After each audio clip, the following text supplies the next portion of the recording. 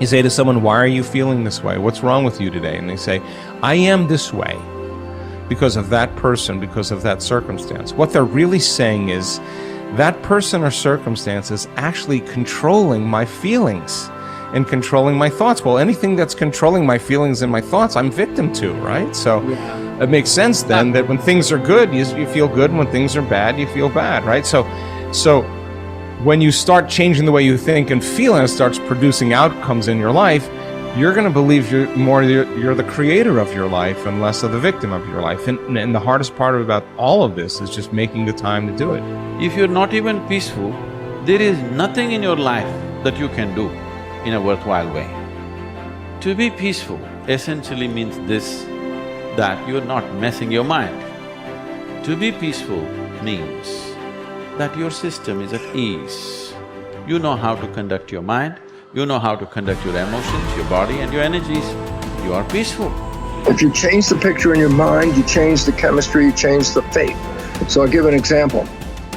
If I have a picture of love in my mind, the brain releases complementary chemistry, dopamine, pleasure, oxytocin, bond with your loved one, growth hormone, which does exactly what it says. It enhances your growth, and that's why when people fall in love, the chemistry of the brain going into the blood, the culture medium, enhances vitality. People glow when they fall in love. People are healthy when they fall in love. It's not an accident, it's the chemistry of your culture medium.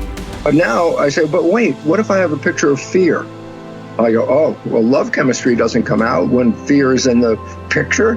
The brain releases stress hormones and factors that affect the immune system and growth of the system. And I go, oh my goodness. I say, why is it relevant? Changing my thought changes my chemistry. The chemistry adjusts my biology. So if I can control my thoughts, I can control the chemistry, and therefore I control the biology. So all possibilities already exist. You don't have to create the possibility. In fact, all you have to do is become aware that it exists. The moment you do that, you're changing the thought and you're producing a different frequency. Now, if the person is astute enough to feel the frequency of the thought in the quantum and not wait for the experience to happen, but the thought of abundance would produce the feeling of abundance. Tell guilt, shame, the past, I've changed my mind. I'm not living condemned, listening to the accusing voices. I'm forgiven, I'm redeemed, restored, my future is bright. Tell lack, struggle, not having enough, I've changed my mind. That is not my destiny, I will lend and not borrow. What I touch will prosper and succeed. Abundance, overflow, increase is coming my way. Train your mind. Train your mind not to focus on the problem and make it bigger, but focus on the solution to solve it. Stay positive, stay focused, and most importantly, stay strong. The way we've been using our thoughts are not necessarily productive. As a matter of fact, sometimes our investments of our thoughts are actually counterproductive because our thoughts create a reality that we then have to overcome. So basically it says that we must start to become aware of our thoughts. And why is this important? Because thoughts represent units of energy. Every time you have a thought, you use energy. Why this becomes relevant is, if I give you a checkbook for your bank account, you don't go down the street and just write checks to people like, oh, hey, you're a nice looking guy, here's $10 for you, and oh, here, little girl, go out and buy yourself a little car, here's $1,000 for you. And you don't give away your money. Why? Because giving away your money is giving away your life. So basically, you become very frugal when you have a checkbook in your hand. Now, what I'm trying to tell you is this. You have an energy budget in your body. The energy is what keeps you alive. When you start using energy and writing checks where you get no return from your energy, then it's exactly the same as writing checks out of your bank checkbook and giving away your cash. So why this becomes important is the biology of belief reveals how our thoughts create our reality.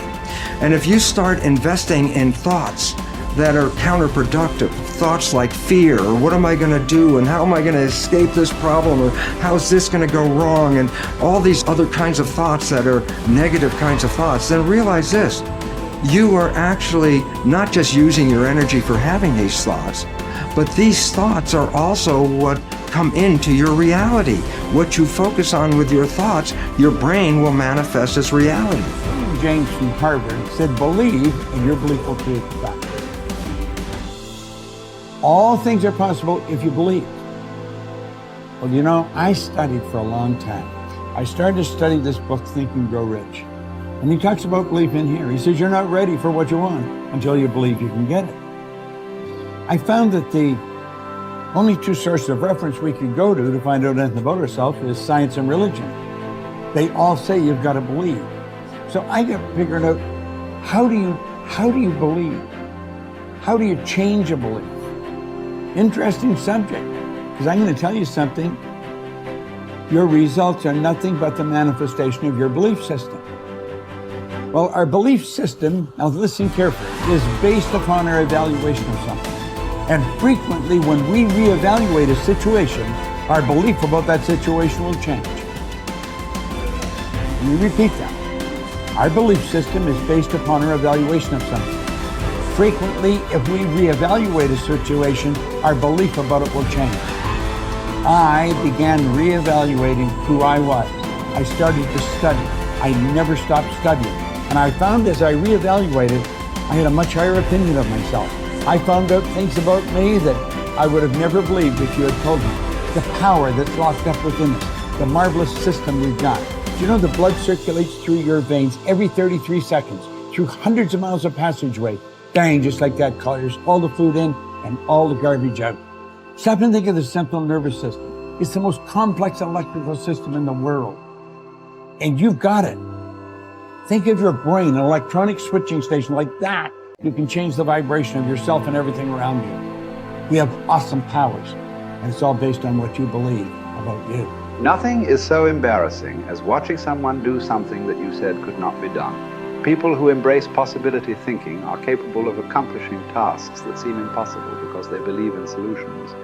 When you believe you can do something difficult and you succeed, many doors open for you. Big thinkers are specialists in creating positive, forward-looking, optimistic pictures in their own minds and in the minds of others. If you embrace possibility thinking, your dreams will go from molehill to mountain size, and because you believe in possibilities, you put yourself in position to achieve them. The winners in life think constantly in terms of I can, I will, and I am. Losers, on the other hand, concentrate their waking thoughts on what they should have done or what they don't do.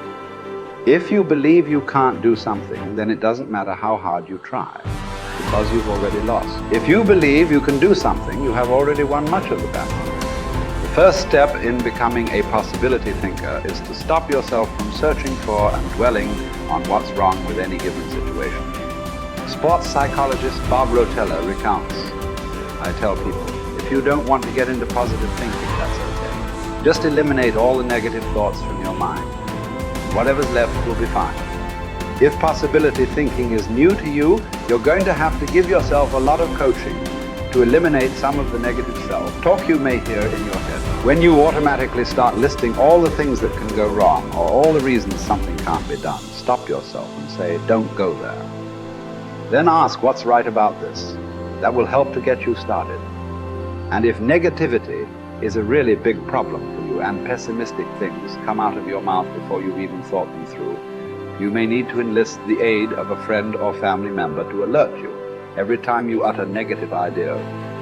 One of the best ways to cultivate a possibility mindset is to prompt yourself to dream one size bigger than you normally do. Let's face it, most people dream too small. They don't think big enough. Henry Curtis advises, make your plans as fantastic as you like, because 25 years from now they will seem mediocre. Make your plans 10 times as great as you first planned, and 25 years from now you will wonder why you did not make them 50 times as great.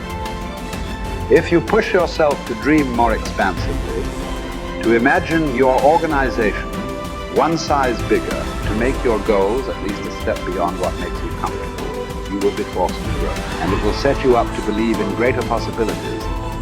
Most people want their lives to keep improving, yet they value peace and stability at the same time. People often forget that you can't improve and still stay the same. Growth means change. Change requires challenging the status quo. If you want greater possibilities, you can't settle for what you have now. When you become a possibility thinker, you will face many people who will want you to give up your dreams and embrace the status quo. Achievers refuse to accept the status quo.